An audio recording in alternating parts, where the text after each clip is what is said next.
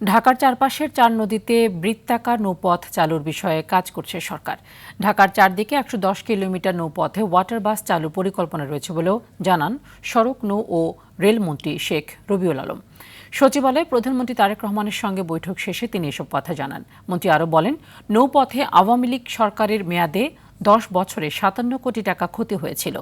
424টি জায়গা দিয়ে নদী দূষণ হচ্ছে, সেগুলো বন্ধ করার উদ্যোগ নিয়েছে সরকার। বৈঠকে উপস্থিত ছিলেন উত্তর ও দক্ষিণ সিটি কর্পোরেশনের 2 প্রশাসক। তারা জানিয়েছেন, সড়কের মতো নৌপথকেও ব্যবহারের উপযুক্ত করার নির্দেশ দিয়েছেন প্রধানমন্ত্রী। এই 4টি নদী ঢাকাকে পরিবেষ্টিত করা আছে, সেই জায়গাগুলিতে আমরা ওয়াটার বাস এবং যেটাকে বলা হয় নৌপথে চলাচলটা যাত্রীদের জন্য নিশ্চিত করতে চাই, মনোরম পরিবেশে নিশ্চিত করতে চাই। রুটটার চারিপাশেই যদি গাবতলী থেকে শুরু করেন, একেবারে টোটালটা ঘুরে আবার গাবতলীতে চলে আসতে পারবেন, নারায়ণগঞ্জ হয়ে, আশুলিয়া হয়ে, টঙ্গী হয়ে, আপনার বুড়িগঙ্গা হয়ে, সদরঘাট হয়ে, তারপর ওটাকে বলা হয় কি বসিলিয়া হয়ে, এরকম রাউন্ডে যে চিত্রটা আছে আর কি।